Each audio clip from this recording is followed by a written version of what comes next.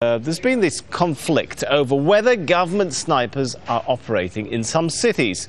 Well, just hours ago, we heard the Arab League chief, NABIL EL-ARABY, confirm the presence of snipers. What about rumors that shootings are still occurring? Yes, this is true. What about rumors that snipers continue to operate in some cities? Yes, this is true as well. I spoke to the head of the Observers delegation, and we want all kinds of violence to end. Okay, but then rewind to Sunday, and the head of the mission, General Mohammed Ahmed Mustafa Al-Dabi, said his observers had not seen any government snipers. The reason he was saying that, 2 days earlier, a member of his mission said, well, exactly the opposite. Let's remind you of that footage. We saw snipers in the town. We saw them with our own eyes. We're going to ask the government to remove them immediately. We'll be in touch with the Arab League back in Cairo. If the snipers are not gone in 24 hours, then there will be other measures taken.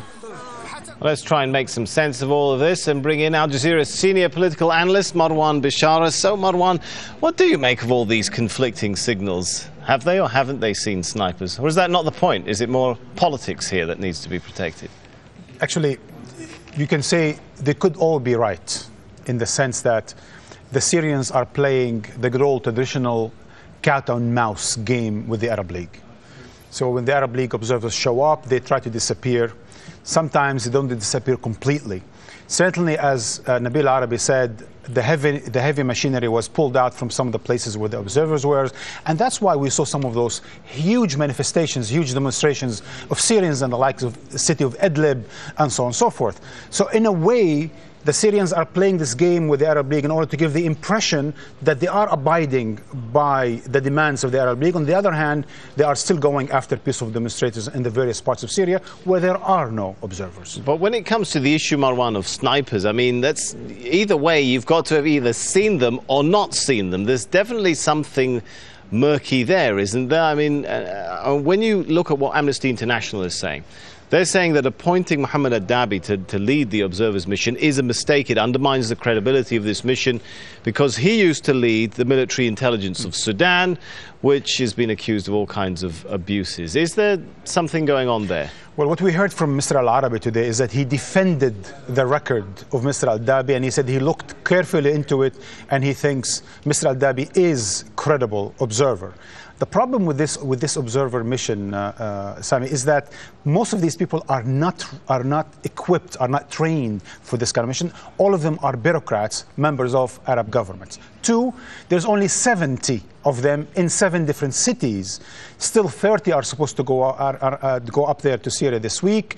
And probably once the report is done at the end of the week, the Arab League might be expected to ask for far more observers. Some people are talking about hundreds of observers, because with the size of Syria and the various cities around Syria and the difficult transportations among the cities, you're certainly going to need hundreds. That's right. But that's the whole idea of, and as Mr. EL-ARABY said, of course he's trying to defend his turf.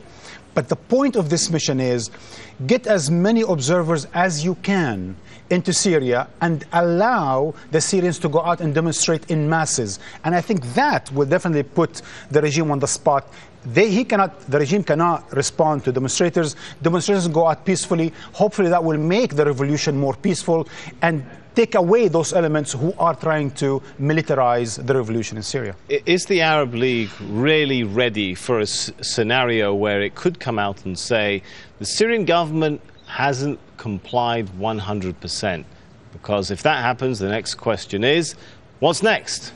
Do we have a what's next plan here? Yes, it seems certain sources have told Al Jazeera already that the report will be far more negative than what we've heard today from Mr. EL-ARABY. The report was supposed to be given in the 19th of January, a month after the whole idea of the mission started.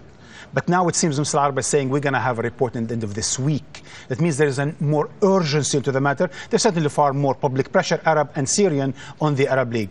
Clearly, there will be a report at the end of this week that is critical of the Syrian government, asking it to abide, demanding to send more people into Syria to look into what is going on there, and I think that will help the process forward and will put more the Syrian regime on the spot. All right, we'll wait and see. Thanks so much, Marwan Bishara, Al Jazeera's senior political analyst.